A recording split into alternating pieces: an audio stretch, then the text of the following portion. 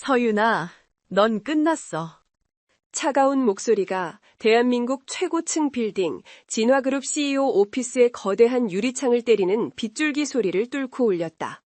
그 목소리의 주인 한채리는 완벽하게 세팅된 머리카락 한 올 흐트러지지 않은 채 바닥에 무릎 꿇고 있는 어린 여자를 경멸하듯 내려다보고 있었다. 22살의 서윤아는 흠뻑 젖은 인턴 유니폼 차림으로 창백하게 질려 있었다. 그녀의 책상이 어떠는 듯 최고급 마호가니 책상 위에는 진화그룹의 1급 기밀인 차세대 반도체 설계도 사본이 어지럽게 흩어져 있었다. 서윤아는 떨리는 목소리로 겨우 입을 열었다. 체리 씨, 이게 전 아무것도 몰라요. 전 그냥... 한채리는 코웃음을 쳤다. 몰라? 네 책상 서랍에서 이게 다 나왔는다? 이 가난뱅이 감히 태준 씨 몰래 이런 짓을 해? 네가 우리 경쟁사 스파이였다니? 태준 씨가 이 사실을 알면 얼마나 상심하시겠어. 그녀의 목소리에는 악의적인 희열이 감돌았다. 유나는 이 모든 것이 정교하게 짜인 함정임을 빼달았지만 거대한 공포가 그녀의 목소리를 앗아갔다. 그때 육중한 원문문이 거칠게 열렸다. 진화그룹의 젊은 CEO 강태준이 들어섰다. 빗속을 뚫고 달려왔는지 그의 머리카락은 젖어 있었지만 그의 존재감은 방 안의 공기를 순식간에 얼어붙게 만들었다. 그의 시선은 흩어진 서류, 경멸에 찬 한채리, 그리고 마지막으로 바닥에 주저앉은 서윤아에게로 향했다. 그 눈은 평소 유나에게 비밀스럽게 보여주던 따뜻함 대신 차다운 배신감과 강철 같은 냉정함으로 가득 차 있었다. 서윤아는 필사적으로 그에게 기어갔다. 차가운 대리석 바닥이 무릎에 상처를 냈지만 아픔을 느낄 겨를도 없었다. 태준 씨, 아니에요. 내가 아니에요. 제발 내 말 믿어줘요. 이건 함정이에요. 제발. 그녀의 애원이 빗소리에 묻혔다. 그녀는 그의 바지가랑이를 붙잡았지만 그는 미동도 하지 않았다. 그녀는 자신의 눈으로 모든 것을 말하려 했다. 그녀의 사랑, 그녀의 결백, 그리고 오늘 아침에야 알게 된 그들의 비밀스러운 사랑의 결실, 그녀의 뱃속에 자리 잡은 새로운 생명에 대해. 강태준의 턱 근육이 경련했다. 그의 내면은 폭풍우가 몰아치고 있었다. 모든 증거가 완벽하게 그녀를 가리키고 있었다. 그녀의 터미널에서 나온 IP 접속 기록, 그녀의 서랍에서 발견된 기밀 문서, 그리고 그의 오랜 친구이자 사업 파트너인 한채리가 저렇게 충격받은 얼굴로 서 있었다. 그는 회사를 위해 감정을 배제하도록 훈련받았다. 그리고 이 어린 인턴, 그가 유일하게 마음을 열었던 그녀가 그의 가장 약한 부분을 공략한 것인가? 그는 더 이상 나약한 모습을 보일 수 없었다. 그는 거칠게 다리를 뿌리치고 돌아섰다. 그 뒷모습은 사형 선고와도 같았다. 끌어내. 단 2마디, 얼음장 같은 명령이었다. 서윤아의 세상이 산산조각 났다. 안 돼, 태준 씨, 제발 한 번만 내 얘기 좀. 보안 요원들이 그녀의 양팔을 우악스럽게 잡아챘다. 한채리는 그들 뒤에서 오직 유나만이 볼 수 있는 희미한 미소를 지으며 속삭였다. 조용히 처리해.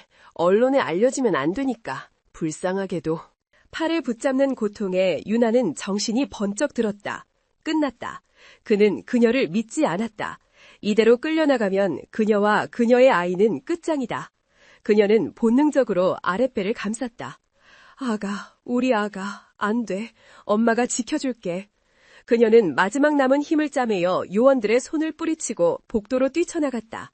놀란 비서들의 시선을 뒤로하고 비상계단을 미친 듯이 뛰어내려가 폭풍우가 몰아치는 서울의 어두운 거리 속으로 사라졌다. 그날 밤 서윤아라는 존재는 세상에서 완전히 지워졌다. 8년 후 진화그룹 40층 최고위 임원 회의실. 8년 전에 폭풍우와는 대조적으로 통유리창 너머로 눈부신 햇살이 쏟아져 들어와 값비싼 미니멀리즘 인테리어를 비췄다. 하지만 공기는 햇살만큼 따뜻하지 않았다. 회의 테이블 상석에 앉은 강태준은 35의 원숙한 난자가 되어 있었다. 8년 전의 젊은 열정은 사라지고 그 자리에는 모든 것을 꿰뚫어 보는 듯한 냉철한 카리스마와 깊은 고독감이 자리 잡고 있었다. 그의 시선은 회사의 사활이 걸린 진화 바이오 AI 프로젝트 발표 자료에 고정되어 있었다. 그의 오른쪽에는 이제 단순한 친구가 아닌 COO이자 공식적인 약혼녀인 한채리가 앉아 있었다. 그들의 약혼은 거대 기업 간의 합병을 의미했다. 그녀가 태준의 팔에 부드럽게 손을 얹었다. 태준 씨, 이 사회는 이 AI의 안정성을 우려하고 있어요. 우리가 크로노스 측에 독점 특허를 확보하지 못한다면. 그녀의 목소리는 부드러웠지만 8년이 지나도 그를 온전히 소유하지 못했다는 불안감이 언뜻 비쳤다. 태준이 입을 열려던 순간 김 비서가 긴급 프로토콜을 어기고 회의실 문을 황급히 열었다. 회장님, 죄송합니다. 지금 긴급한 손님이. 태준의 미간이 좁혀졌다. 김 비서, 회의 중인 거 안 보이나? 김 비서의 얼굴이 하얗게 질려 있었다. 그는 침을 삼키며 말했다. 그분들이 엘레나서 대표 측입니다. 크로노스 인베스트먼트에. 크로노스라는 이름이 회의실을 강타했다. 임원들이 술렁이기 시작했다. 크로노스 인베스트먼트는 유령 같은 존재였다. 최근 진화가 그토록 필요로 하는 바로 그 바이오 AI 특허를 조용히 인수한 강력한 글로벌 펀드였다. 그들은 몇 달 동안 엘레나 서라는 베일에 쌓인 CEO에게 접촉하려 했지만 번번이 실패했다. 그런데 그녀가 지금 여기에? 한채리가 날카롭게 반응했다. 지금요? 약속도 없이? 태준이 제재하기도 전에 회의실 문이 소리 없이 양쪽으로 스르륵 열렸다. 한 여자가 걸어 들어왔다. 그녀는 칼날처럼 재단된 순박의 파워수트를 입고 있었다. 머리는 날카롭고 우아한 단발로 정돈되어 있었다. 그녀에게서는 단순한 자신감이 아니라 공간을 압도하는 지배적인 아우라가 뿜어져 나왔다. 그녀가 바로 엘레나 서였다. 그 모습을 본 강태준의 얼굴에서 핏기가 가셨다. 서윤아. 아니, 그럴 리가 없었다. 이 여자는 서윤아가 아니었다. 얼음을 내뿜는 듯한 귀족적인 냉정함을 지닌 완전히 다른 사람이었다. 엘레나 서의 눈이 얇은 디자이너 안경 너머로 회의실을 훑었다. 충격에 빠진 임원들, 경악으로 굳어진 한채리, 그리고 마지막으로 강태준에게 시선이 닿았다. 그 눈에는 그 어떤 감정의 동요도 없었다. 아픔도, 분노도, 심지어 그리움도 없었다. 마치 부실 자산을 분석하는 투자자의 무미건조하고 차가운 평가만이 존재할 뿐이었다. 그 완벽한 무관심이 8년 전의 그 어떤 비명이나 눈물보다 더 날카롭게 태준의 심장을 찔렀다. 엘레나가 입을 열었다. 완벽한 한국어였지만 어디인지 모를 미묘한 억양이 섞여 있었다. 진화그룹 강태준 회장님 맞으시죠? 만나서 반갑습니다. 엘레나 서입니다. 그녀는 악수를 청하지 않았다. 마치 원래 자기 자리인 듯 테이블 상석을 향해 걸어가며 말했다. 제 핵심 고문들을 소개하죠. 그들이 이 프로젝트의 실사를 담당할 겁니다. 회의실 문이 다시 열렸다. 잘 재단된 스마트한 정장 차림에 세 아이가 걸어 들어왔다. 모두 8살 정도로 보였다. 아이들은 웃지 않았다. 집중력이 강하고 지적이며 지독할 정도로 진지해 보였다. 그들은 엘레나의 곁에 나란히 섰다. 날카로운 안경을 쓴 남자아이, 강렬하고 관찰력 있는 시선의 여자아이, 그리고 조금 더 연약해 보이지만 경계심 가득한 눈빛의 또 다른 남자아이. 회의실의 모든 이들이 혼란에 빠졌다. 고문? 아이들이? 강태준이 의자에서 벌떡 일어섰다. 의자가 바닥에 끌리며 날카로운 소리를 냈다. 숨이 쉬어지지 않았다.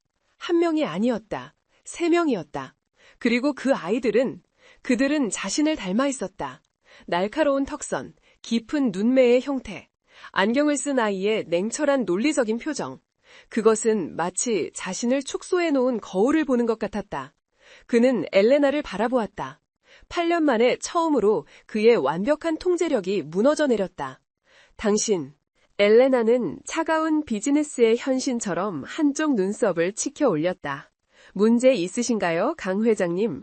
제 아이들은 평범하지 않습니다. 시간 낭비를 싫어하죠. 회의를 시작할까요? 그녀의 목소리는 가벼웠지만 그의 개인적인 충격을 일축하는 분명한 거절이었다. 그녀가 아이들을 향해 말했다. 민준, 서연, 지훈, 준비됐지? 아이들은 일제히 고개를 끄덕였다. 한채리가 어떻게든 상황을 통제하려 비꼬는 투로 말했다. 엘레나 대표님, 장난이 심하시군요. 여긴 아이들 놀이터가. 그 말이 끝나기도 전에 여자아이, 서연이 그녀의 말을 잘랐다. 서연은 회의실 전면에 거대한 바이오 AI 설계도를 손가락으로 가리켰다. 4번 섹터 32번째 줄 코드, 알고리즘 충돌입니다. 맑고 높은 목소리였지만 그 내용은 치명적이었다.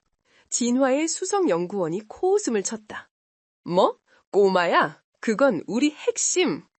서연은 눈 하나 깜빡하지 않고 스크린에 시선을 고정한 채 모든 것을 기억하고 있다는 듯 읊조렸다. 32번째 줄에 시그마 7 프로토콜이 112번째 줄에 델타 보안 레이어와 역충돌을 일으킵니다. 5분 내로 시스템 전체가 붕괴될 수 있는 치명적 오류입니다. 프로젝트 시작도 전에 말이죠. 기초적인 실수네요. 수석 연구원의 얼굴이 하얗게 질렸다. 그는 미친 듯이 노트북을 두드렸다. 정적이 흘렀다. 그는 땀을 비오듯 흘리며 고개를 들었다. 세상에, 맞습니다. 어떻게... 모든 시선이 따분한 표정을 짓고 있는 작은 소녀에게로 향했다. 강태준은 그녀를 응시했다. 저 무시무시한 기억력, 저 날카로운 분석력, 그것은 정확히 그 자신의 것이었다. 그때 안경을 쓴 아이 민준이가 안경을 고쳤으며 엘레나에게 속삭였다. 상석에 앉은 이들에게만 겨우 들릴 정도의 목소리였다. 엄마, 그리고 이 회사 방화벽 너무 구식이에요. 10분이면 뚫을 수 있겠어요. 8년 전이랑 똑같네요. 8년 전이라는 단어가 공기 중에 매달렸다. 그것은 강태준과 한채리를 직접 겨냥한 의도적이고 독이 든 화살이었다. 8년 전, 강태준은 테이블 모서리를 부서져라 움켜쥐었다. 이것은 우연이 아니다. 이것은 무작위적인 만남이 아니다. 이것은 침략이다. 그녀가 돌아왔다고 생각했던 여자, 그의 지난 8년간의 악몽을 지배했던 여자, 서유나가 돌아왔다. 그리고 그녀는 그의 아이들, 3명의 총명하고 차가우며 무기처럼 잘 훈련된 아이들을 데리고 왔다. 이것은 인수합병 협상이 아니었다. 이것은 전쟁의 서막이었다. 엘레나 서유나가 미소를 지었다. 그녀의 첫 미소였다. 그것은 등골을 오싹하게 만들었지만 눈은 전혀 웃고 있지 않았다. 보시다시피 강 회장님, 진화그룹은 저희의 도움이 절실히 필요합니다. 저희가 가진 특허뿐만 아니라 모든 면에서요. 그녀는 태준을 향해 몸을 비우렸다. 그럼 8년 전의 그 부실한 보안 문제부터 다시 검토해볼까요? 강태준은 거대한 회의실에 홀로 남았다. 방금 전에 폭풍우가 휩쓸고 간 듯한 정적 속에서 그는 8년 전 그날 밤처럼 차가운 무력감을 느꼈다. 아이들, 그 세 아이의 얼굴이, 특히 자신을 꿰뚫어 보던 그 냉철한 눈빛이 망막에서 사라지지 않았다. 8년 전이랑 똑같네요. 그 말은 단순한 조롱이 아니었다. 그것은 선전포고였다. 그는 인터컴 버튼을 눌렀다. 김비서, 지금 당장 내 오피스로. 그의 목소리는 평소보다 훨씬 낮고 거칠었다.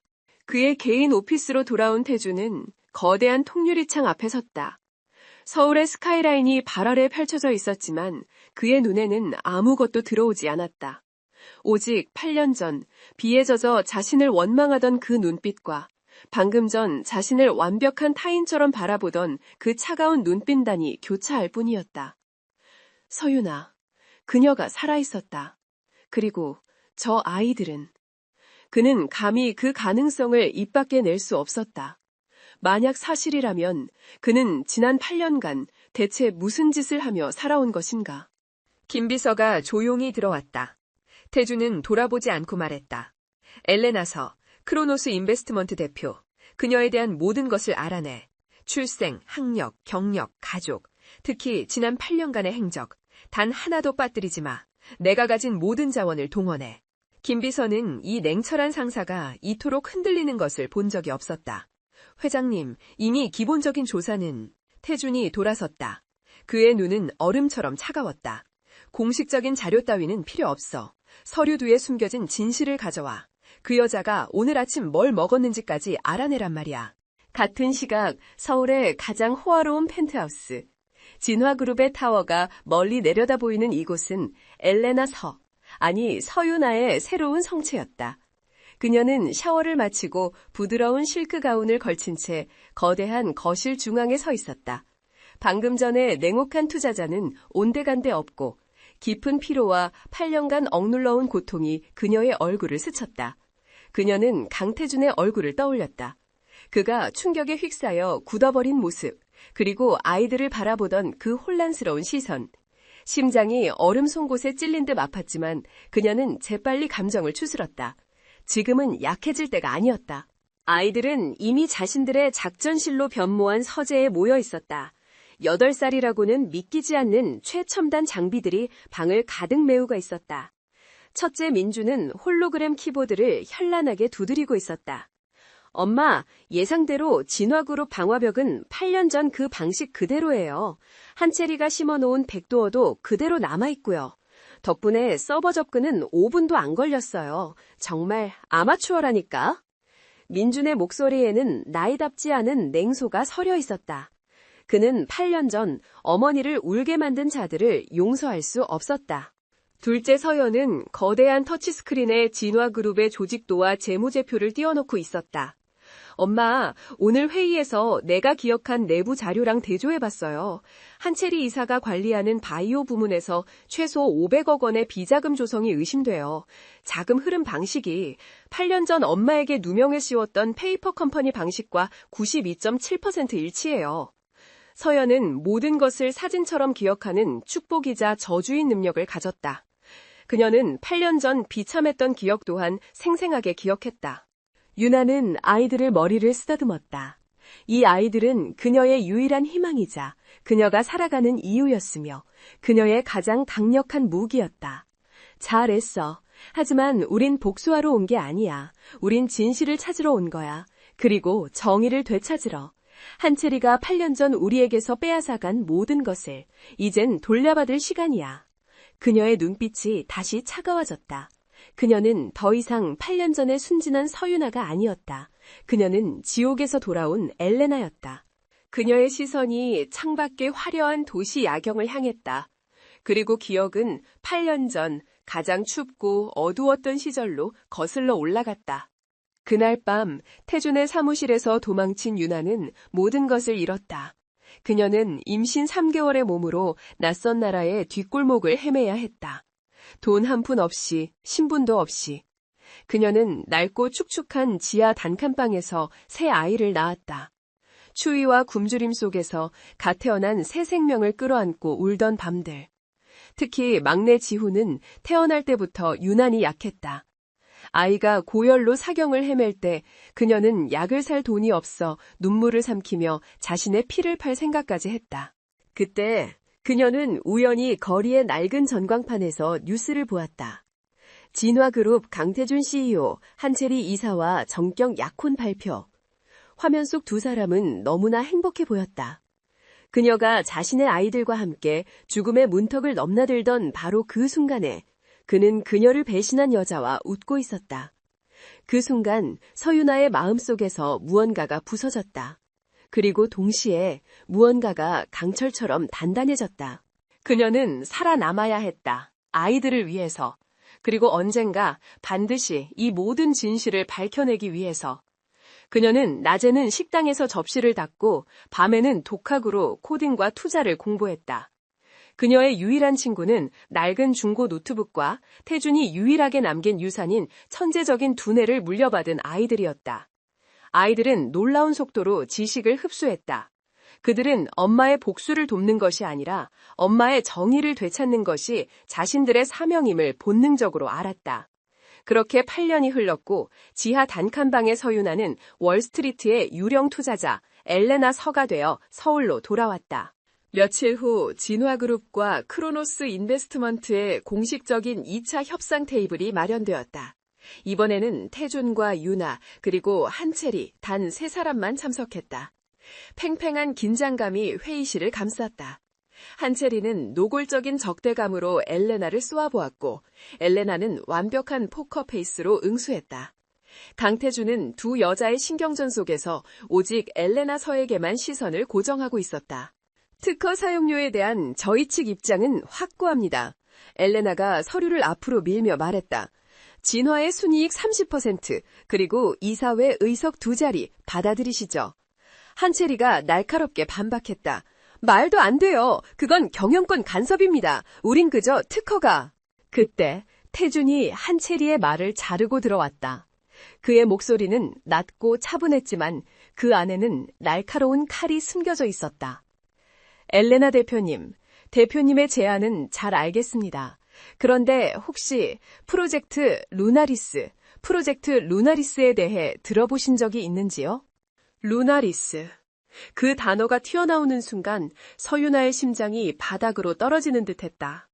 그것은 8년 전 그녀가 인턴일 때 태준과 단둘이 장난처럼 구상했던 비밀 프로젝트의 이름이었다. 달을 너무나 좋아했던 태준과 그의 반달 목걸이를 선물 받았던 자신. 루나리스는 그들 둘만의 암호였다. 이것은 명백한 함정이었고 시험이었다. 그녀는 1초도 안 되는 찰나의 동요를 감추고 차가운 미소를 지었다. 루나리스요? 아, 기억나는군요. 10년도 더 된 진화에 실패한 에너지 변환 공식 말씀이시군요. 제가 알기로는 효율성 문제로 폐기된 지 오래입니다. 강 회장님, 설마 아직도 그런 구시대적 기술에 미련을 갖고 계신 건 아니겠죠? 크로노스는 미래에 투자합니다. 과거의 유물이 아니고요. 완벽한 대답이었다. 너무나 완벽해서 오히려 부자연스러웠다. 그녀는 그 프로젝트의 핵심 실패 요인까지 정확히 짚어냈다. 하지만 태주는 다른 것을 보았다. 그녀가 루나리스라는 단어를 비웃으며 물잔을 들어올릴 때 그녀의 손가락이 아주 미세하게 떨리고 있었다. 그리고 그녀의 손톱이 테이블 아래 보이지 않는 곳에서 자신의 손바닥을 파고들고 있음을 그는 직감했다. 빙고! 그는 속으로 외쳤다. 서유나, 네가 맞았어. 그날 밤 한채리는 자신의 집무실에서 와인을 마시며 분노에 떨고 있었다. 강태준이 그 여자 엘레나서에게 집착하고 있었다. 8년 전 서유나에게 보냈던 그 위험한 눈빛, 오늘 그 눈빛이 다시 살아났다. 한채리는 이 모든 것을 무너뜨릴 수 있는 유령의 등장을 용납할 수 없었다. 그녀는 8년 전 자신을 도왔던 해결사에게 전화를 걸었다. 나야, 오랜만이네. 처리할 사람이 생겼어. 그녀의 목소리는 와인보다 더 차갑고 독했다. 그 여자, 엘레나 서. 8년 전 서유나 처리했던 방식 기억하지? 이번엔 더 깨끗해야 해. 아이들도 있어. 증거? 필요하면 만들면 돼. 8년 전처럼. 감히 내 것을 탐내는 것들은 어떤 대가를 치르게 되는지 확실히 보여줘야지. 한편 강태준은 김 비서에게서 엘레나서의 공식적인 조사 보고서를 받고 있었다. 보고서는 완벽했다. MIT 수석 졸업, 월스트리트에서의 화려한 경력, 그리고 크로노스 인베스트먼트의 설립. 흠잡을 데 없는 마치 누군가 완벽하게 조작해놓은 듯한 삶이었다. 하지만 그 어디에도 아이들의 아버지에 대한 기록은 없었다. 그리고 8년 전 서유나가 사라진 시점과 엘레나서가 MIT의 혜성처럼 등장한 시점이 기묘하게 맞물렸다. 태주는 보고서를 책상에 내던졌다. 전부 가짜야. 그는 확신했다. 이것은 서유나가 8년간 준비한 거대한 성벽이었다. 그는 창밖을 바라보았다. 그녀가 왜 돌아왔을까? 복수? 돈? 아니면 그가 버렸다고 생각했던 진실을 되찾기 위해서? 그의 심장이 차가운 후회와 뜨거운 의심으로 동시에 타들어가기 시작했다. 그는 그녀를 만나야 했다. 단둘이. 강태준은 김 비서가 가져온 엘레나서의 공식 조사 자료를 노려보았다. MIT 수석 졸업, 월스트리트에서의 신화적인 투자 성공, 크로노스 설립. 모든 것이 완벽했다. 너무 완벽해서 마치 잘 짜인 연극 대본 같았다. 8년 전 서유나가 사라진 시점과 엘레나서가 혜성처럼 등장한 시점은 기묘하게 겹쳤지만 그 사이의 연결고리는 그 어디에도 없었다. 아이들의 아버지가 누구인지에 대한 기록은 먼지 한 톨조차 찾을 수 없었다. 그는 서류를 집어 던졌다. 이것은 유령의 이력서였다. 회장님, 더 이상 공식적인 루트로는 김 비서가 조심스럽게 입을 열었다. 태주는 손을 들어 그의 말을 막았다. 알아. 이 여자는 8년 동안 이 순간을 준비한 거야. 공식적인 방법으로는 절대 꼬리를 잡을 수 없어. 그의 내면에서는 거대한 의심이 자라나고 있었다. 루나리스 프로젝트에 대한 그녀의 반응, 그리고 무엇보다 자신을 닮은 그 아이들. 그는 더 이상 이 의심을 안고 사무실에 앉아 있을 수 없었다. 그는 직접 확인해야만 했다. 가면 뒤에 숨겨진 그녀의 진짜 얼굴을. 태주는 자신의 공식 일정을 모두 취소했다. 그는 보안팀도 김 비서도 대동하지 않았다. 이것은 진화그룹 CEO의 일이 아니었다. 이것은 강태준 개인의 8년간 골마 터진 상처를 확인하는 일이었다. 그는 엘레나서의 일정을 입수했다. 그녀는 오늘 오후 강남의 한 프라이빗 갤러리에서 VVIP 미팅이 잡혀 있었다.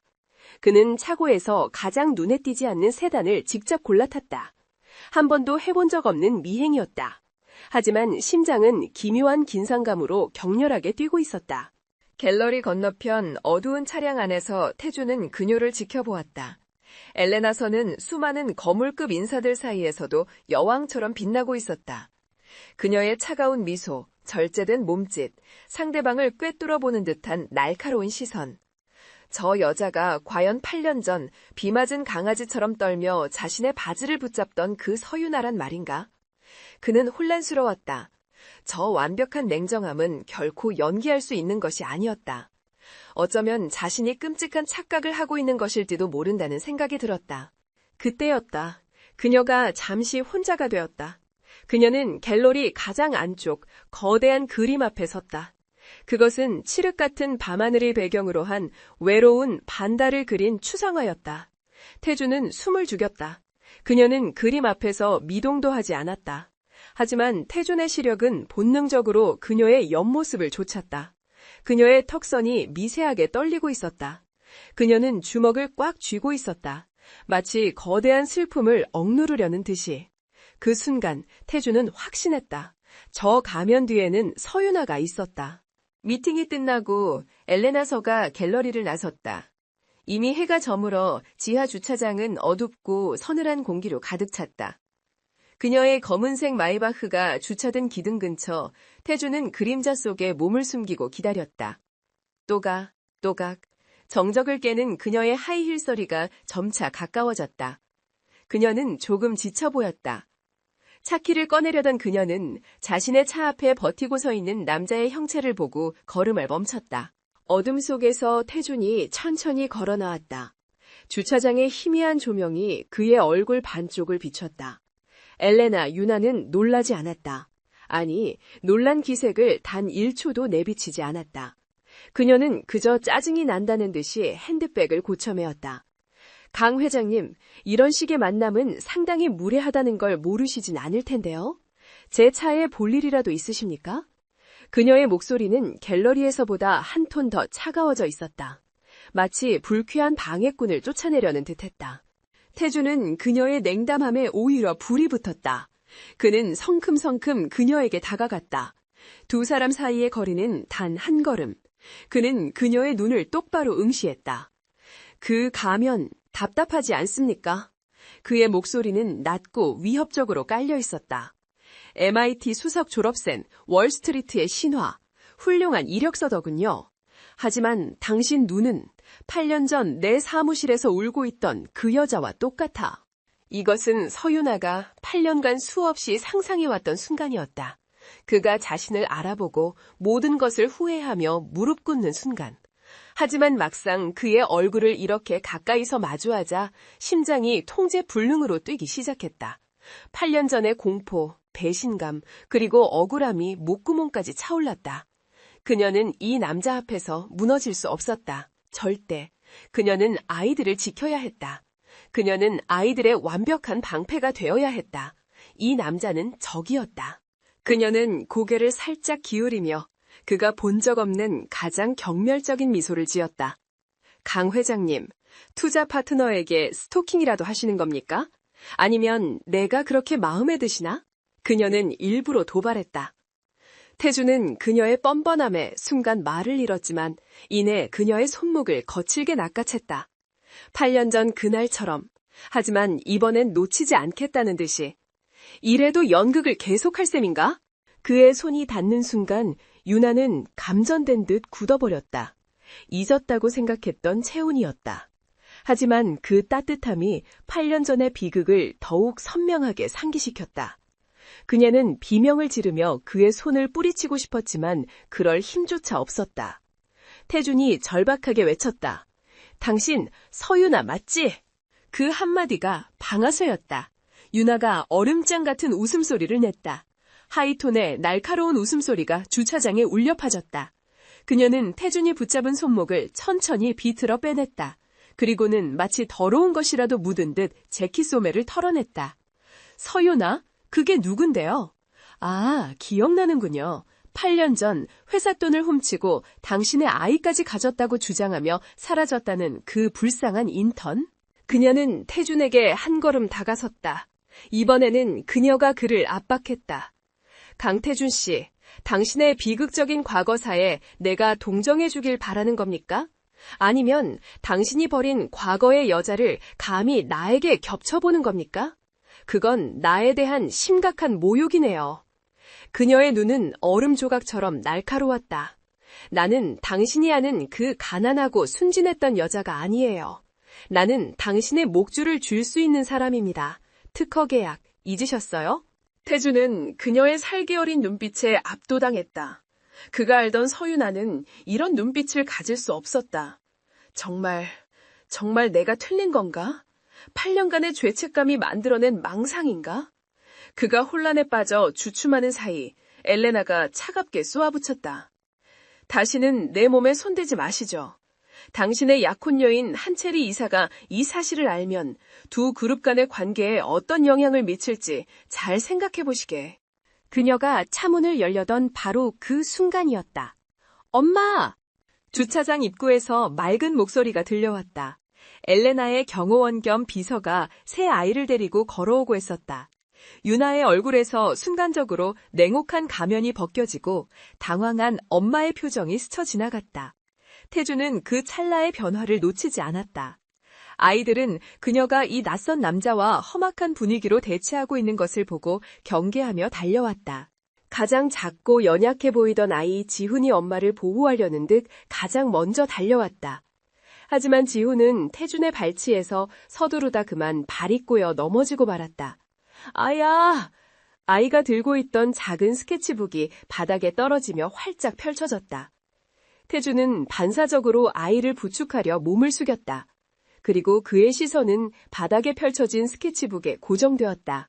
그것은 크레용으로 그린 그림이었지만 8살 아이의 그림이라고는 믿기지 않을 정도로 섬세한 감정이 담겨 있었다. 그림 속에는 거대한 통유리창으로 둘러싸인 아주 높은 사무실에 한 남자가 홀로 서 있었다. 남자는 검은색 정장을 입고 있었고 그 뒷모습은 지독하게 외로워 보였다. 그 사무실은 정확히 태준의 CEO 집무실과 닮아 있었다. 그리고 그 남자는 강태준 자신이었다. 그림 아래에는 아이의 서툰 글씨로 제목이 적혀 있었다. 외로운 남자. 태준은 숨이 멎었다. 그는 천천히 그림을 집어들었다. 이 아이가 어떻게? 자신조차 인정하고 싶지 않았던 지난 8년간의 공허하고 외로운 자신의 내면을 어떻게 이 아이가 알고 있단 말인가?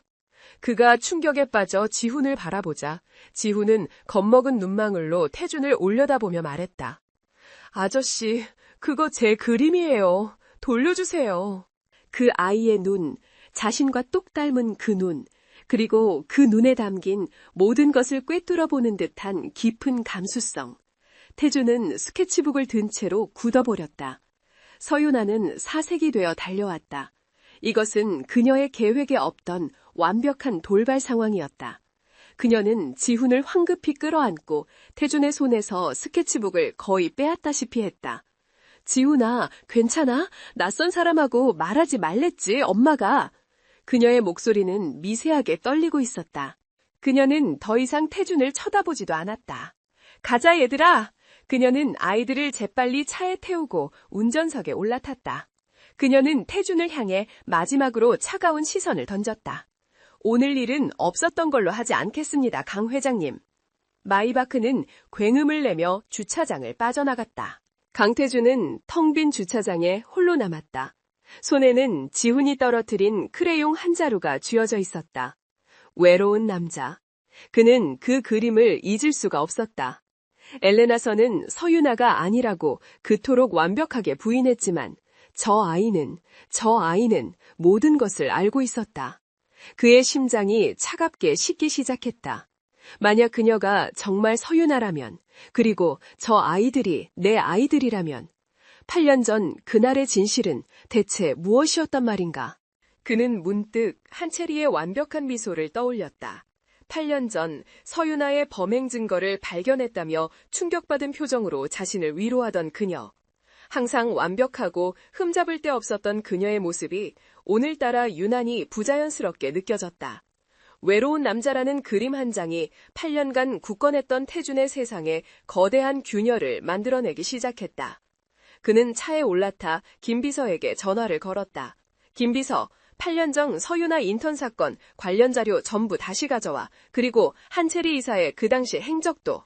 한채리는 자신의 사무실에서 값비싼 크리스탈 잔에 담긴 와인을 노려보았다. 강태준이 변했다. 8년 전에는 자신의 눈물과 증거 앞에서 서유나를 조금도 의심하지 않고 내쳤지만 엘레나 서어라는 유령 같은 여자가 나타난 이후 그의 눈빛에는 노골적인 의심이 서려 있었다. 특히 지훈이라는 아이가 그린 외로운 남자 그림을 본 이후로 태준은 노골적으로 8년 전 서유나의 산업 스파이 혐의 파일을 재검토하기 시작했다. 한채리는 이대로 가다간 8년간 자신이 쌓아올린 모든 것, 태준의 약혼녀라는 자리와 진화그룹의 실권까지 모두 잃을 수 있음을 직감했다. 그녀가 8년 전의 방식대로 엘레나 설을 산업 스파이로 몰아가려던 몇 번의 음흉한 시도는 마치 유령이 막는 것처럼 번번이 실패했다. 그녀는 몰랐지만 그 유령은 바로 엘레나의 펜트하우스에서 24시간 진화그룹의 서버를 감시하며 그녀의 모든 데이터 조작 시도를 역추적하고 있던 천재 해커 민준이었다. 한채리는 더 이상 기다릴 수 없었다. 법적인 함정이 통하지 않는다면 더 확실하고 영구적인 방법을 쓸 수밖에 없었다. 그녀는 8년 전 서유나를 처리했던, 그리고 그 이후 자신의 더러운 일들을 처리해주던 해결사에게 비밀리에 연락했다. 나야, 처리할 사람이 생겼어. 엘레나 서. 그녀의 목소리는 와인보다 더 차갑고 독했다. 8년 전처럼 어설프게 놓치면 안 돼. 이번엔 완벽해야 해. 브레이크 고장 혹은 반대편 차선의 음주운전 차량, 어떤 방식이든 상관없어. 완벽한 사고로 위장해.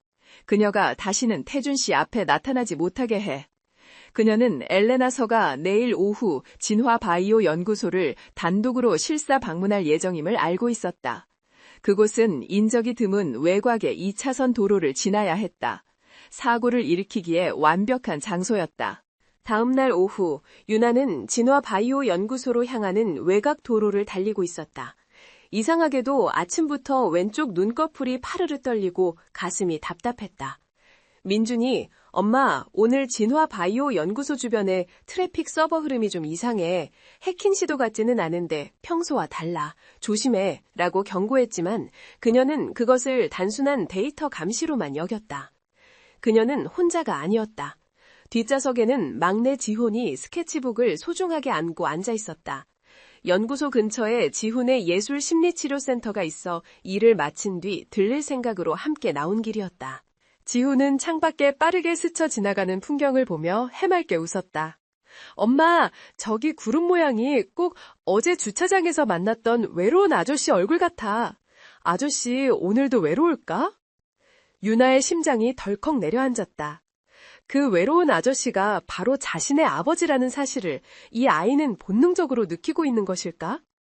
그녀가 애써 미소를 지으며 지훈아, 그 아저씨는 이라고 입을 여는 바로 그 순간이었다. 반대편 차선에서 거대한 25톤 덤프트럭 한 대가 경적도 울리지 않고 마치 처음부터 그들을 노렸다는 듯이 중앙선을 넘어 미친 듯이 그들의 마이바흐를 향해 돌진했다. 모든 것이 슬로우 모션처럼 보였다. 유나는 비명을 지를 새도 없이 오직 뒷좌석의 아들을 지켜야 한다는 본능 하나만으로 핸들을 오른쪽으로 꺾었다. 끼익! 쇠가 갈리는 끔찍한 마찰음과 함께 차체가 가드레일을 들이받고 멈춰섰다. 하지만 트럭은 속도를 줄이지 않았고 차의 측면을 그대로 들이받았다. 끔찍한 충격음과 함께 차량이 종이장처럼 구겨졌다. 유나는 충돌 직전 본능적으로 몸을 돌려 뒷좌석에 지훈을 감싸 안으려 살을 뻗었다. 지훈아! 에어백이 터지며 그녀의 의식을 감쌌지만 측면에서 가해진 무자비한 충격은 고스란히 작고 연약한 지훈에게로 전달되었다. 피와 유리파편이 사방으로 튀었다. 사고를 낸 덤프트럭 운전사는 잠시 멈칫하더니 그대로 후진하여 반대 방향으로 속도를 높여 현장을 벗어났다. 모든 것이 한체리의 계획대로였다. 같은 시각 강태준은 자신의 집무실에서 8년 전 서윤아 사건 기록을 붉은 펜으로 난도질하고 있었다. 보면 볼수록 의문투성이었다. 서윤아의 유죄를 입증한 결정적인 CCTV 영상은 원본이 아닌 사본이었고 증거를 제출했던 보안팀장은 서윤아가 사라진 직후 거액의 돈을 받고 퇴사하여 해외로 이민을 간 상태였다. 한체리의 알리바이는 완벽했지만 그 완벽함이 오히려 부자연스러웠다. 그의 의심이 확신으로 변해가던 찰나 집무실 전화기가 비명처럼 울렸다. 김 비서의 다급하고 공포에 질린 목소리였다. 회장님, 큰일 났습니다. 방금 전 엘레나 서 대표가 탑승한 차량이 대형 교통사고를 당했습니다. 외곽도로에서 덤프트럭에 받쳤습니다. 지금 서울대 병원 응급센터로 이송 중인데 상태가, 그리고 아이도 함께였습니다. 태준의 머릿속이 하얗게 비었다. 피가 얼어붙는 것 같았다. 아이도 함께, 지훈이. 외로운 남자를 그렸던 그 아이. 그는 자신이 무슨 생각을 하는지도 모른 채 본능적으로 집무실을 뛰쳐나갔다. 태준은 병원 복도를 거의 날다시피 달렸다. 응급실 입구는 피와 약품 냄새, 그리고 절규로 아수라장이었다. 그는 수많은 환자들 사이에서 엘레나서, 유나를 발견했다. 그녀는 머리에 붕대를 감고 이마에 피를 흘리고 있었지만 다행히 심각한 부상은 아닌 듯했다. 그녀는 경호원들과 간호사들에게 붙들린 채 수술실로 막 들어가려는 작은 이동 침대를 향해 절규하고 있었다. 안 돼, 지훈아, 눈 떠. 엄마 여기 있어. 제발, 내 아들 살려주세요. 제발. 그녀는 더 이상 뉴욕 월스트리트를 호령하던 냉철한 CEO 엘레나서가 아니었다. 그녀는 8년 전 모든 것을 잃고 비에 젖어 자신에게 매달렸던 상처 입고 절박한 엄마, 서윤아, 바로 그 모습이었다. 태준이 그녀에게 다가가려던 순간 수술실 문이 거칠게 열리고 담당 의사가 피 묻은 수술복 차림으로 뛰쳐나왔다. 의사의 얼굴은 절망으로 가득 차 있었다. 그는 유나를 붙잡고 소리쳤다. 보호자분, 아이가 사고 충격으로 인한 내부 장기 파열로 과다출혈 쇼크 상태입니다. 당장 수혈이 필요합니다. 유나는 떨리는 목소리로 말했다. 제 피를 다 가져가세요. 제발. 하지만 의사는 고개를 저으며 차트를 확인했다. 안 됩니다. 아이의 혈액형이 RH-CSAB형입니다. 이건 국내에서 수백 명도 안 되는 극희귀 혈액형입니다. 병원 보유 혈액이 없습니다. 지금 당장 직계 가족의 혈액이 필요합니다. 아버지는 어디 있습니까? CSA병. 그 생소하고도 절망적인 혈액형 이름에 유나의 온몸에서 힘이 빠져나갔다. 그녀는 바닥에 주저앉았다. 저는 O형이에요. 그럼 우리 지훈이는 안 돼. 그녀의 눈앞이 캄캄해졌다. 하지만 그 순간 옆에 서 있던 강태준은 그 자리에 얼어붙었다. 마치 거대한 망치로 머리를 정통으로 맞은 듯했다. 시스 A병. 그것은 바로 그 자신의 혈액형이었다. 그의 감은 대대로 내려오는 저주처럼 희귀한 바로 그 피였다. 태준은 얼어붙은 침묵을 떼고 의사에게 달려가 자신의 팔을 걷어붙였다. 내 피를 뽑아요. 지금 당장. 내가 CSAB형이로 시간이 없어. 얼마든지 뽑아가시오. 의사와 간호사들의 눈이 커졌다. 이런 기적이. 그들은 일사불란하게 움직였다. 굵은 주사 바늘이 태준의 팔뚝을 찔렀고 그의 피가 수혈팩을 거쳐 수술실 안에 지훈에게로 흘러들어가기 시작했다. 유나는 멍한 눈으로 그 광경을 바라보았다. 어떻게 강태준이? 그녀의 머릿속이 혼란으로 뒤엉켰다. 잠시 후 급한 불은 껐지만 의사는 여전히 어두운 표정으로 다시 나왔다. 수혈은 시작했지만 그게 다가 아닙니다. 혈액 검사 중에 발견했습니다. 아이가 선천적인 간 기능 부전증을 앓고 있습니다. 평소에도 조심했어야 할 텐데 이번 사고의 물리적 충격으로 간 손상이 급격히 진행되고 있습니다. 이대로라면 간 이식 외에는 다른 방법이 없습니다. 선천성 간기능 부전증이요? 태준이 의사의 말을 되물었다. 그의 목소리는 이제 분노도 슬픔도 아닌 완전한 공포로 떨리고 있었다. 그것은 단순한 병명이 아니었다. 그것은 강씨 집안 남성들에게만 유전되는 그의 할아버지와 아버지를 평생 괴롭혔던 그들의 가문을 올가맨 저주와도 같은 유전병이었다. 이것은 빼도 박도 못하는 하늘이 내린 증거였다. 저 수술실 안의 아이, 지훈이는 자신의 희귀한 피와 자신의 치명적인 병까지 고스란히 물려받은 자신의 아들이었다. 모든 사실이 하나의 거대한 진실이 되어 윤아를 강타했다. 강태준의 희귀 혈액형, 그리고 오직 그의 가문에만 흐르는 유전병. 그녀는 8년간 그를 원망하면서도 아이들이 그를 닮았다는 사실을 애써 외면해왔다. 그가 자신의 아이들을 버렸다고 생각했다. 하지만 지금 이 순간, 아이러니하게도 그 아이를 살릴 수 있는 유일한 사람이 바로 그였다. 그녀는 더 이상 서 있을 힘이 없었다. 그녀는 비틀거리며 벽을 짚었지만 다리가 풀리며 바닥으로 쓰러졌다. 그녀가 충격으로 쓰러지려던 바로 그 순간, 그녀가 입고 있던 재킷 단추가 터지며 안에 입고 있던 셔츠가 벌어졌다. 그리고 그 안에서 8년간 단 한순간도 그녀의 몸에서 떨어진 적 없었던 그녀의 심장 가장 가까운 곳에 숨겨져 있던 것이 모습을 드러냈다. 그것은 땀과 시간에 절어 낡아버린 가죽끈에 매달린 병원의 차가운 형광등 빛을 받아 희미하게 빛나는 반달 모양의 펜던트였다. 그것을 본 강태준의 숨이 멎었다. 그는 마치 최면에 걸린 사람처럼 떨리는 손으로 자신의 와이셔츠 단추를 풀고 그 안쪽 가슴 깊숙한 곳에 항상 지니고 다니던 것을 꺼냈다. 그것은 똑같은 디자인의 나머지 반쪽 달 모양 펜던트였다. 그가 8년 전 아마추어 천문학에 빠져있던 자신이 직접 디자인하여 세상에 단 하나뿐인 사랑의 증표라며 그녀에게 선물했던 그들의 유일한 연결고리였다.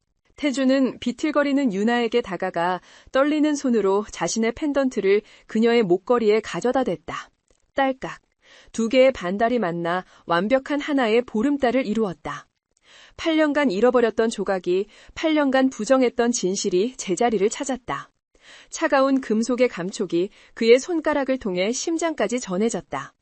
모든 의심이 사라졌다. 모든 혼란이 거쳤다. 오직 끔찍하고도 명백한 진실만이 남았다. 그는 무너지는 유나의 어깨를 붙잡았다. 유나야! 8년 만에 처음으로 부른 이름이었다. 그의 목소리는 죄책감과 충격으로 완전히 갈라져 나왔다. 서윤아, 맞구나. 정말 너였어. 그럼 저 아이들. 그는 차마 다음 말을 잊지 못하고 수술실 문을 바라보며 절박하게 물었다.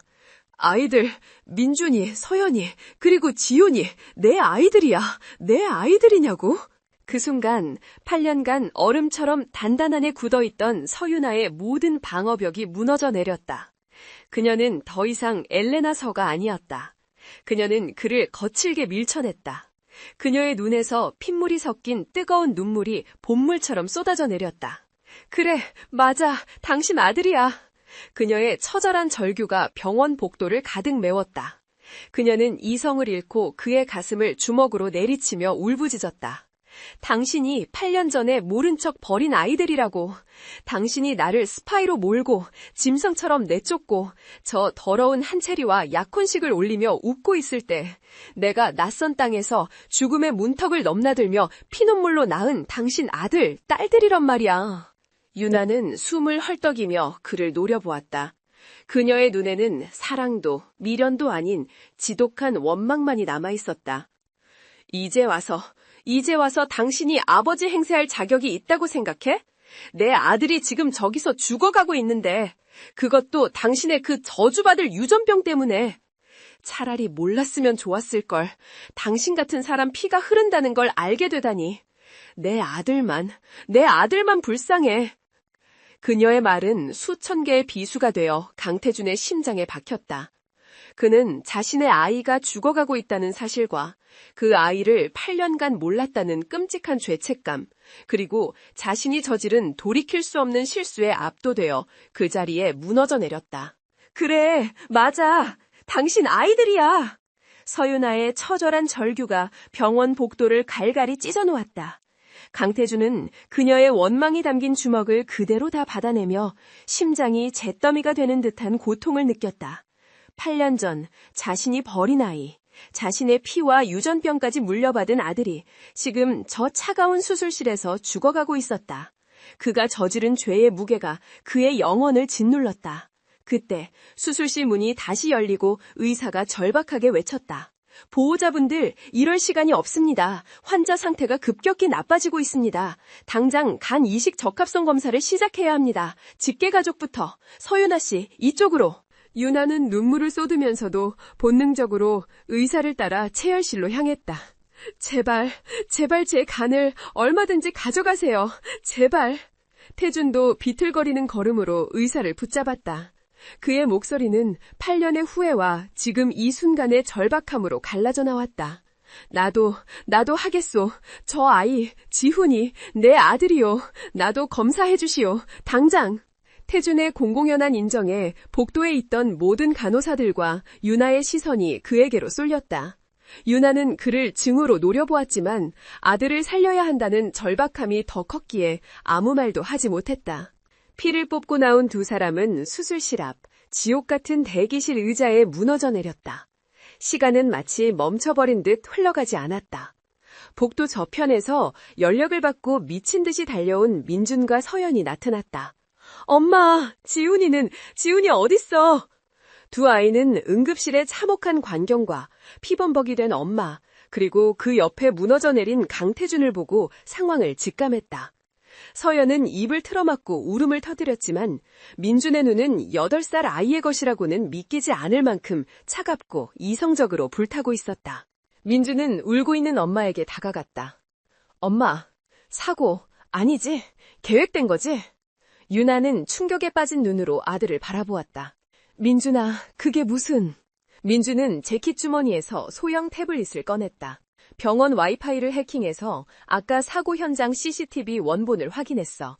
트럭 번호판은 위조였고 그 근방 모든 교통카메라 영상이 10분간 루프, 반복 재생되고 있었어. 이건 완벽하게 계획된 살인 미수야. 그리고 민준은 강태준을 노려보았다.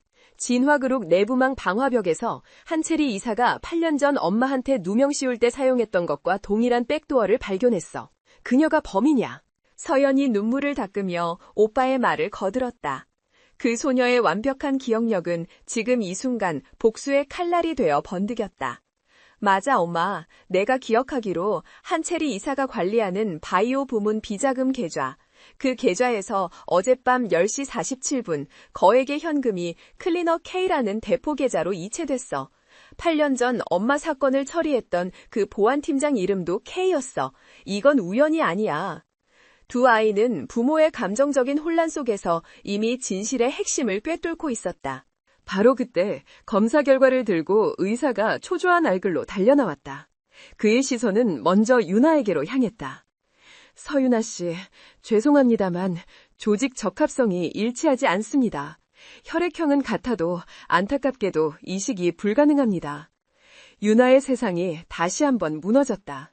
그녀는 절망적인 신음을 내뱉으며 바닥으로 주저앉았다. 안 돼.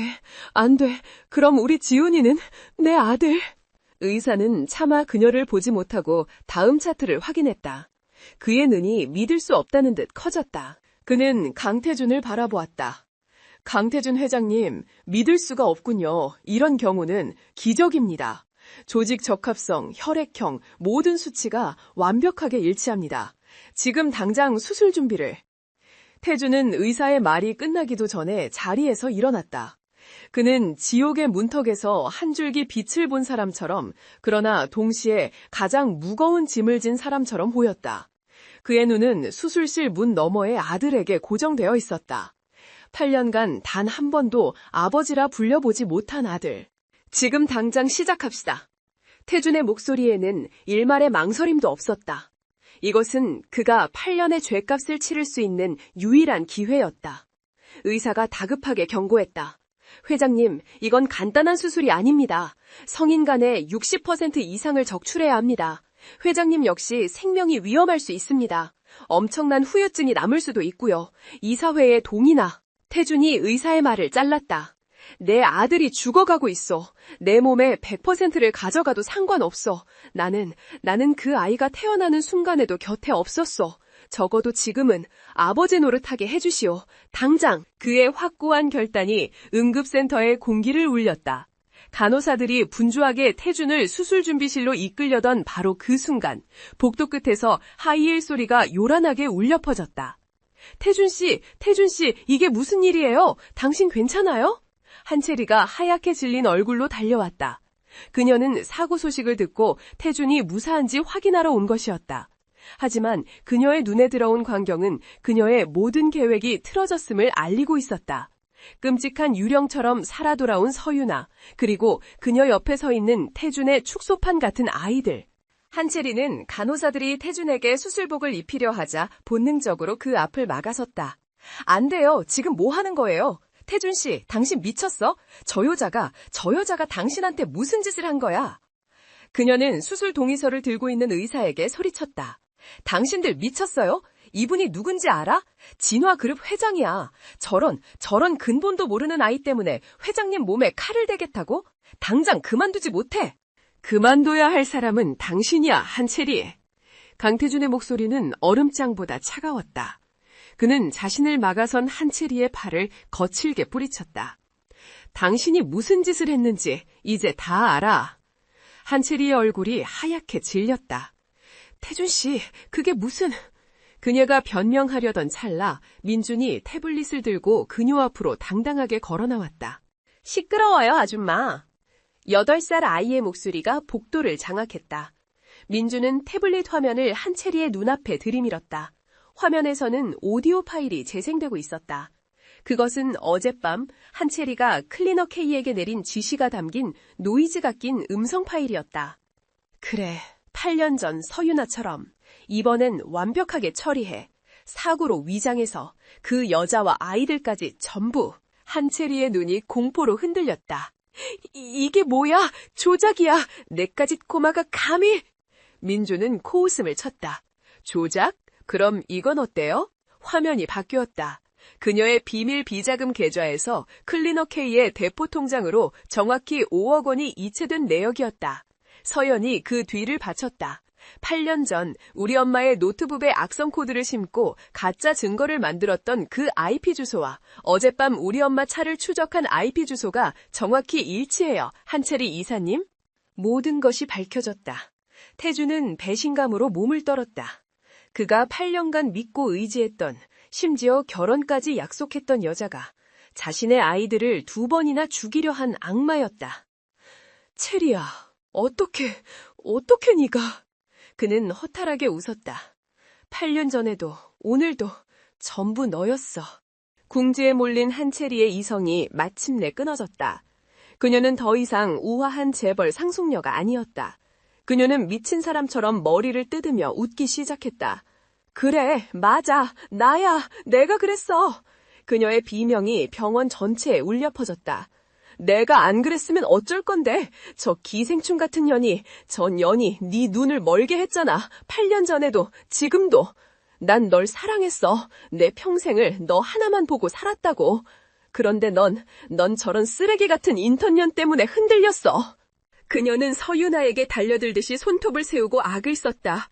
넌 모든 걸 망쳤어. 내가 8년 동안 얼마나 힘들게 네 옆자리를 지켰는데. 저 애들만 없었으면, 너만 없었으면 태준 씨는 내 거였어. 그래, 내가 죽이려고 했어. 8년 전에도 전현 뱃속의 애들까지 다 죽어버렸어야 했는데 실패한 게 한이야. 그 순간 유나의 손이 번개처럼 날아가 한채리의 뺨을 후려쳤다. 짝! 하는 날카로운 파열음이 그녀의 광기 어린 절규를 멈췄다. 유나는 분노로 온몸을 떨며 한채리의 멱살을 잡았다. 이 악마 같은 년, 네가 감히 내 아들을 죽이려 해? 때마침 아이들의 신고를 받고 출동한 경찰들이 복도에 닥쳤다. 병원 보안 요원들과 경찰들이 달려들어 한채리를 제압했다. 태주는 경찰들에게 차가운 목소리로 말했다. 살인 교사, 8년 전 증거 조작 및 산업 스파이 누명 혐의. 내가 가진 모든 증거를 제출할 겁니다. 저 여자가 내 남은 인생을 걸어서라도 죗값을 치르게 할 거요. 끌고 가시오. 한채리는 발버둥치며 끌려나갔다. 안 돼, 태준 씨. 날 이렇게 버릴 수 없어. 너희들 다 불행해질 거야. 서윤아, 내가 저주할 거야.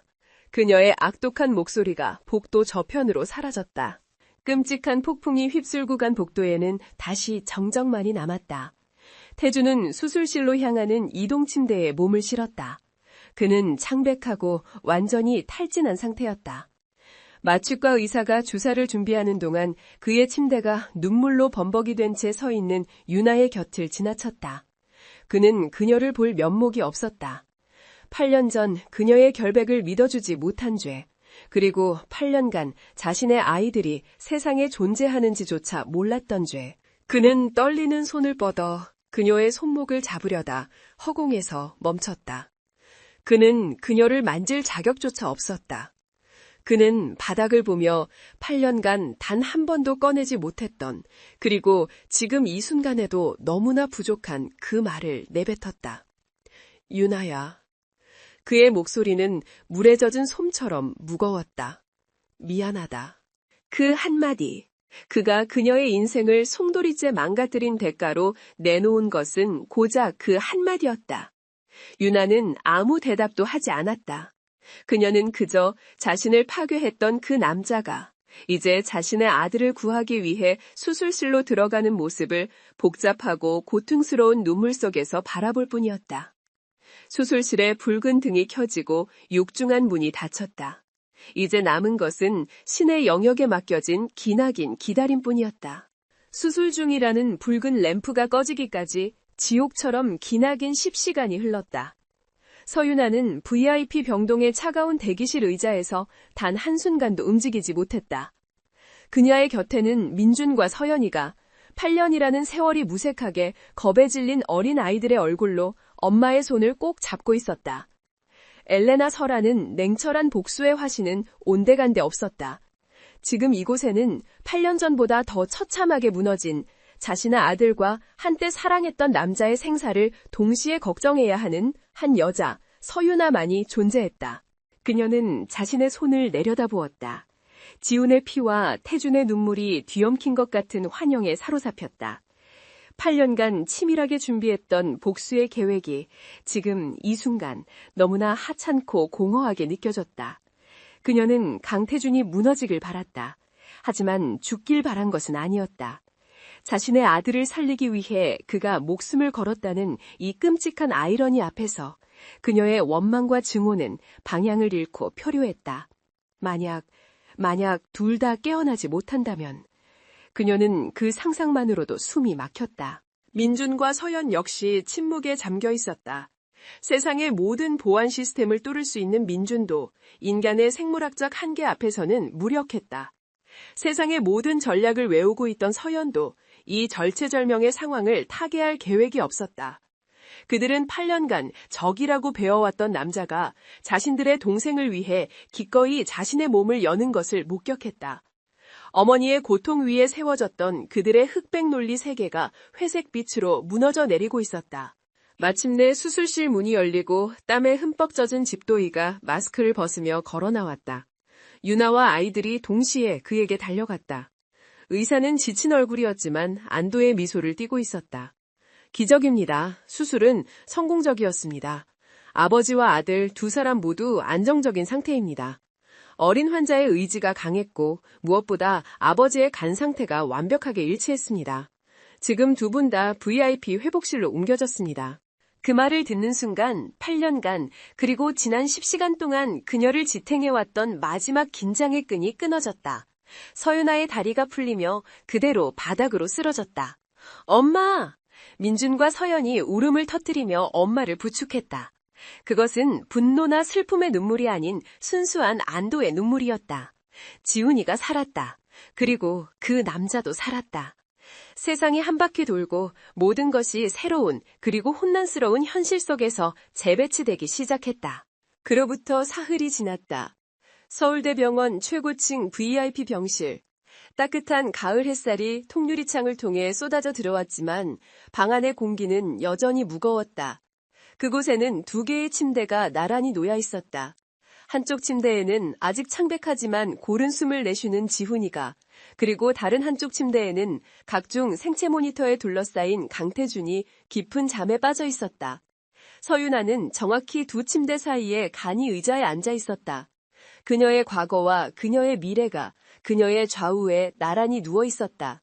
그녀는 3일 동안 단 한숨도 자지 못했다. 그녀는 지훈의 뺨에 혈색이 돌아오는 것을 지켜보았고 태준의 미동 없는 얼굴을 지켜보았다. 한채리는 그날 병원에서 살인 교사 및 횡령, 증거 조작 등의 혐의로 긴급 체포되었다. 진화그룹은 총수의 부재와 약혼녀의 구속이라는 최악의 스캔들로 주가가 폭락하고 언론은 연일 총수의 비극적 희생과 숨겨진 아들이라는 자극적인 기사를 쏟아냈다. 하지만 유나에게는 그 어떤 것도 중요하지 않았다. 오직 이 방 안의 2 숨소리만이 그녀의 우주였다. 그녀는 자신도 모르게 젖은 수건을 들어 태준의 마른 입술을 적셔주었다. 8년간 그토록 증오했던 남자를 간호하고 있는 자신의 모습이 혼란스러웠다. 하지만 그녀는 멈출 수 없었다. 그는 이제 단순한 과거의 배신자가 아니라 자신의 아들에게 생명을 나눠준 지훈이의 아버지였다. 그녀의 복수심은 아들의 생명 앞에서 눈 녹듯 사라졌고 그 자리에는 지독한 피로감과 복잡한 모성애만이 남았다. 나흘째 되는 날 새벽, 태준의 손가락이 미세하게 움직였다. 그는 천천히 눈을 떴다. 마취의 여파로 시야는 흐릿했지만 가장 먼저 초점이 맞춰진 것은 지훈의 침대에 머리를 기댄 채 불편하게 잠들어 있는 유나의 모습이었다. 화장기 하나 없는 엘레나의 가면이 완전히 벗겨진 얼굴. 그 얼굴에는 8년의 고된 세월이 그대로 새겨져 있었다. 그가 사랑했던 22살의 그녀가 그가 파괴해버린 8년의 시간을 안고 그곳에 있었다. 외과적 고통보다 더 날카로운 후회가 그의 심장을 찔렀다. 그가 마른 기침을 내뱉자 유나가 화들짝 놀라며 고개를 들었다. 2 사람의 시선이 허공에서 마주쳤다.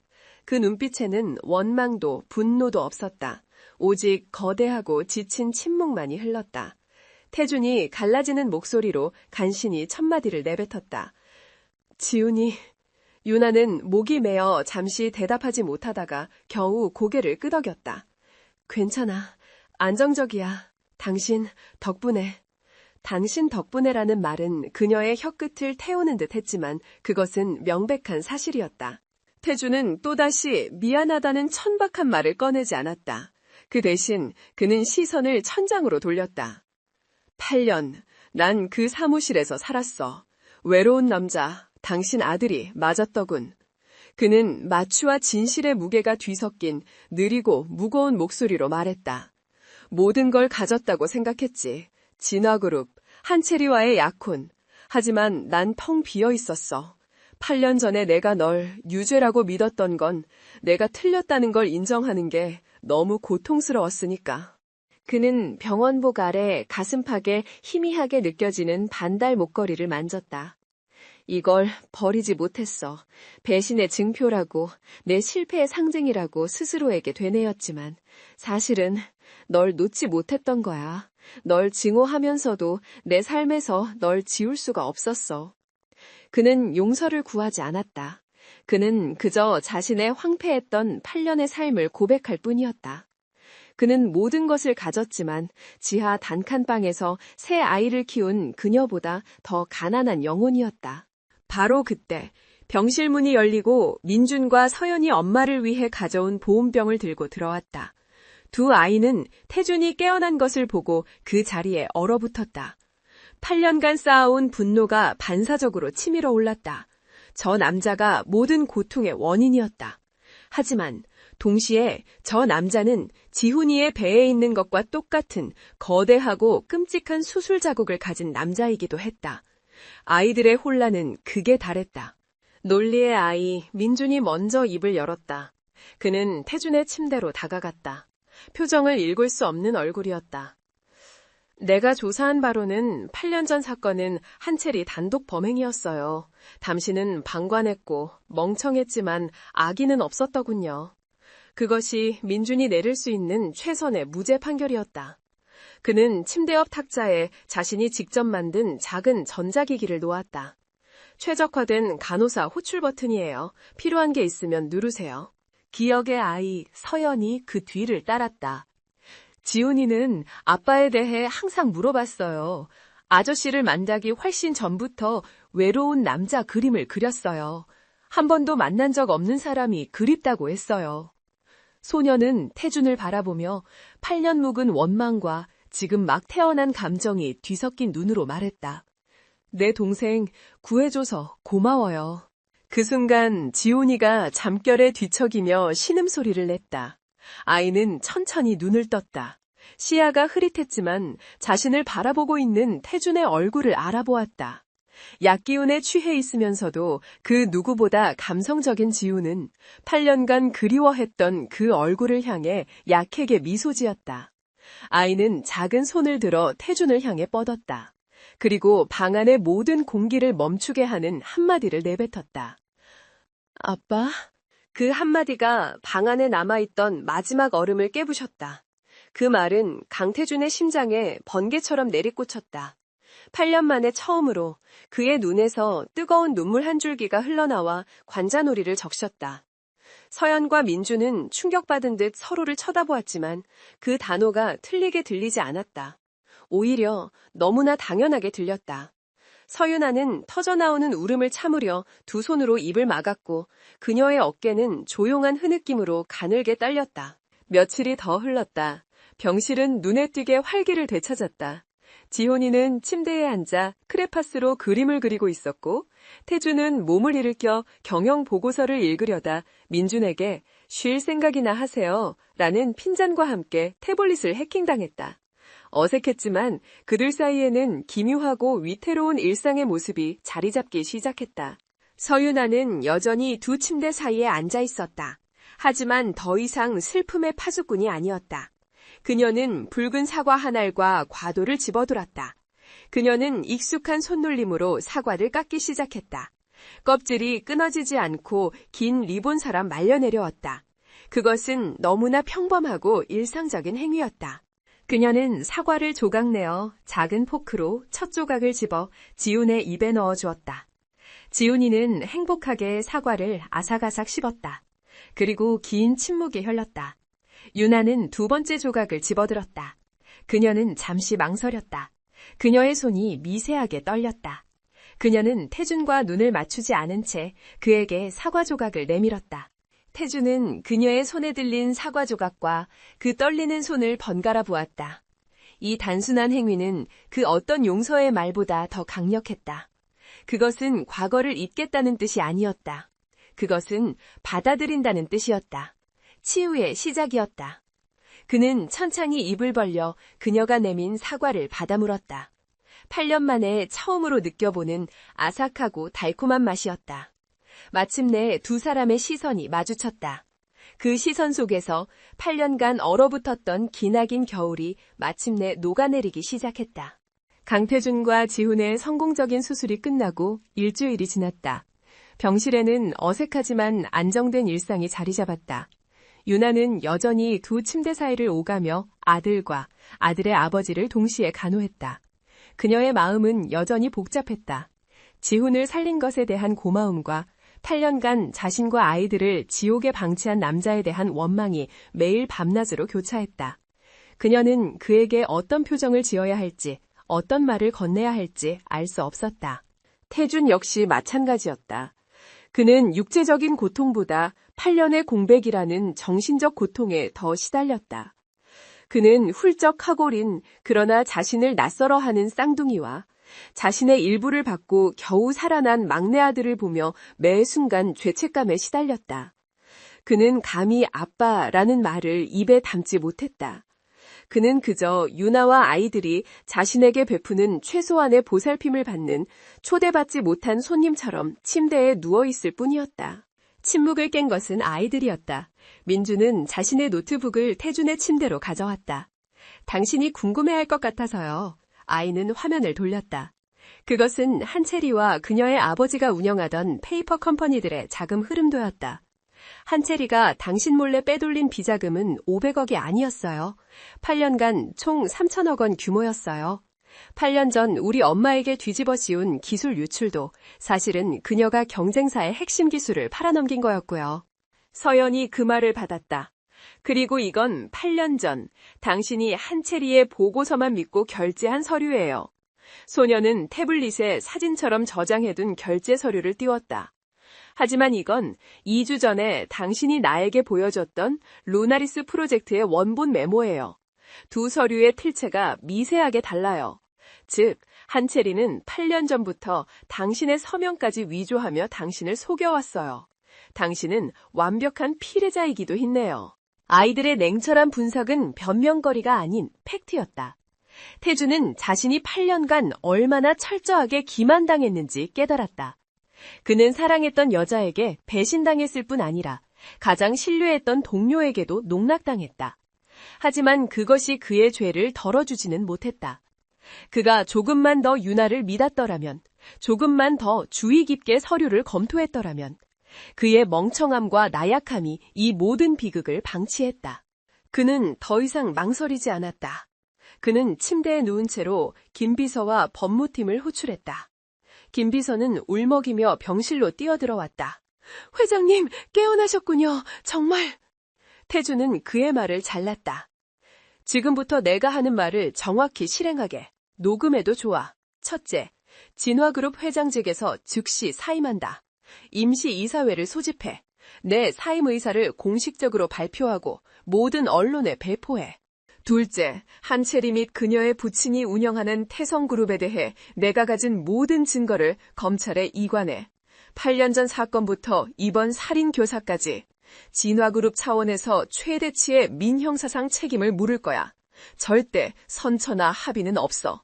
내 이름을 걸고 저들이 법의 심판을 받게 해. 법무팀장은 전화기 너머에서 이 충격적인 명령에 숨을 삼켰다. 셋째, 내 개인 보유 주식 전부를 매각해 내일 당장 시장에 내놔. 그리고 서윤아, 엘레나 서 대표가 운영하는 크로노스 재단에 전액 기부한다. 그리고 이 병실에 있는 세 아이, 강민준, 강서연, 강지훈을 내 호적에 즉시 입적시켜 주시오. 법적으로 내 아이들로. 유나는 태준의 폭탄 선언에 숨을 삼켰다. 그는 자신의 명예, 재산, 모든 것을 버리고 있었다. 변호사들이 떠난 뒤 병실에는 무거운 침묵이 찾아왔다. 유나는 창밖을 바라보며 말했다. 왜 그랬어요? 그렇게까지 할 필요는 없었어요. 당신도 한채리에게 속은 피해자인데 전 재산이라니. 태주는 쓴웃음을 지었다. 피해자, 아니, 난 방관자였어. 내 이름으로 일어난 비극을 8년간 외면한 죄인이야. 그 돈은 원래 내 것이 아니었어. 8년 전 당신이 내쫓기지 않았다면 우리가 함께 잃었을 모든 것들이었지. 유나야, 이건 보상이 아니야. 속죄도 아니야. 내 죄는 평생 씻을 수 없어. 이건 최소한의 도리야. 당신이 8년간 홀로 짊어져야 했던 그 짐을 이제라도 내가 나눠줘야지. 그는 수술 자국의 고통을 애써 참으며 몸을 돌렸다. 아이들은, 유나가 물었다. 아이들은 당신을 받아들일 준비가 아직. 태주는 고개를 저었다. 알아. 내가 바라는 건 용서가 아니야. 그저 기회야.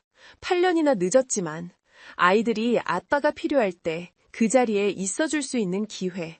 당신이 허락해준다면. 그는 처음으로 그녀의 눈을 똑바로 바라보며 세상에서 가장 어려운 질문을 던졌다. 그는 그녀의 용서를 구하는 것이 아니라 그녀의 허락을 구하고 있었다.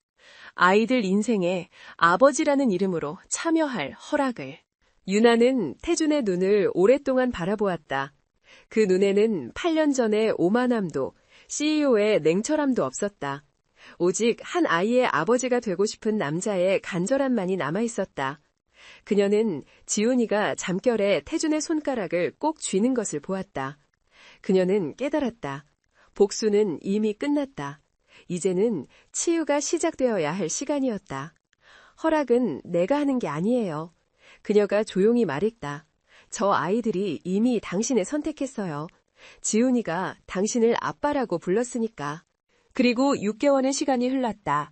혹독했던 겨울이 지나고 따뜻한 봄 햇살이 내리쬐는 강원도의 한적한 바닷가 마을.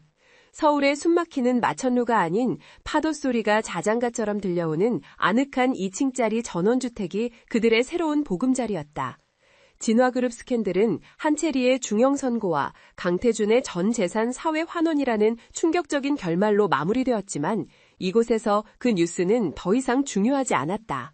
거실 통유리창 너머로 강태준은 편안한 면 티셔츠 차림으로 바닥에 앉아 있었다. 그는 더 이상 회장이 아니었다. 그는 민준과 함께 게임 코딩에 몰두해 있었다. 아빠, 그쪽 알고리즘 아니랬잖아요. 델타 7 변수를 써야죠. 렉 걸린다니까. 민준이 핀잔을 주었다. 태준은 항복하는 듯 두 손을 들었다. 알았어, 아들. 아빠가 졌네. 우리 민준 해커님 살살 좀 가르쳐 주시죠. 그는 아들의 머리를 헝클어뜨렸고 민준은 짐짓 싫은 척하면서도 입가에 걸린 미소를 숨기지 못했다. 그들 뒤편 소파에서는 서연이가 이제 완전히 건강을 회복한 지훈이의 무릎을 베고 누워 책을 읽어주고 있었다. 지훈이는 수술 자국이 희미하게 남은 배를 간지럽히는 누나의 손길에 까르르 웃음을 터뜨렸다. 지훈이의 스케치북에는 더 이상 외로운 남자가 없었다. 그곳에는 5 식구가 모두 환하게 웃고 있는 그림만이 가득했다. 서연의 천재적인 기억력은 이제 복수의 도구가 아닌 가족의 모든 기념일을 기억하고 동생에게 더 많은 이야기를 들려주는 따뜻한 재능이 되었다. 자, 천재 공학자님들, 그리고 우리 문학소녀랑 화가님도 간식 먹을 시간이에요. 주방에서 갓 구운 사과파이 냄새와 함께 서유나가 걸어 나왔다. 그녀는 더 이상 엘레나 서의 날카로운 가면을 쓰지 않았다. 편안한 리넨 원피스를 입은 그녀의 얼굴에는 진정한 평온함이 깃들어 있었다. 그녀는 태준이 기부한 재산으로 설립된 새아이 재단에 크로노스의 운영을 맡기고 자신은 서유나라는 이름의 작은 디자인 스튜디오를 열었다. 아이들이 간식으로 달려가는 사이 태준은 조용히 일어나 유나의 뒤로 다가갔다. 그는 그녀의 어깨를 감싸 안으며 주머니에서 그들의 반달 펜던트를 꺼냈다. 8년의 세월을 돌아 두 조각은 마침내 하나가 되어 완벽한 보름달을 이루었다. 그는 더 이상 낡은 가죽끈이 아닌 그녀가 직접 디자인한 심플한 백금 체인에 그 보름달을 매달았다. 과거의 아픔이 현재의 희망이 되었네. 유나야. 그가 낮은 목소리로 불렀다. 그는 그녀의 목에 8년의 아픔과 치유가 담긴 보름달 목걸이를 직접 걸어주었다. 차가운 금속이 그녀의 따뜻한 피부에 닿았다. 다시는 널 놓지 않을게. 내 남은 평생은 오직 당신과 아이들을 위한 시간일 거야. 유나는 보름달 목걸이를 어루만지며 돌아섰다. 그녀의 눈이 촉촉해졌지만 이번에는 슬픔의 눈물이 아니었다. 알아요. 우린 너무 먼 길을 돌아왔어. 그녀는 그의 가슴에 기대었다. 이제 우리에게 필요한 건 속죄가 아니라 그냥 가족의 시간이야. 태주는 그녀를 힘껏 끌어안았다. 8년의 공백이 마침내 채워지는 순간이었다. 그는 8년간 단 하루도 편히 잠들지 못했던 자신의 영혼이 마침내 그녀의 품 안에서 안식을 찾는 것을 느꼈다. 그는 더 이상 진화그룹의 CEO가 아니었지만 한 여자와 새 아이의 우주를 가진 세상에서 가장 부유한 남자가 되었다. 그날 오후 해가 질 무렵 5명의 가족은 저녁 노을로 붉게 물든 바닷가를 거닐었다. 태주는 지훈이를 목마 태우고 유날은 그의 손을 꼭 잡고 있었다. 민준과 서연이는 파도를 피하며 앞서거니 뒤서거니 장난을 치고 있었다. 아이들의 웃음소리가 파도 소리와 어우러져 세상에서 가장 아름다운 멜로디를 만들어냈다. 8년 전 절망 속에서 도망쳤던 그녀는 이제 세상에서 가장 강하고 행복한 3명의 천사와 함께 마침내 진정한 집으로 돌아왔다. 그들은 8년이라는 긴 시간을 돌아 서로에게 가장 큰 상처를 주었고 또한 서로에게 가장 큰 구원이 되었다. CEO의 아이를 임신하고 누명을 썼던 그녀의 8년간의 비극은 마침내 3명의 천재적인 아이들과 모든 것을 내려놓은 한 남자의 희생으로 인해 세상에서 가장 따뜻하고 완벽한 가족이라는 이름의 해피엔딩으로 막을 내렸다. 8년간의 어두운 밤이 지나고 마침내 그들의 하늘에 완벽한 보름달이 떴다.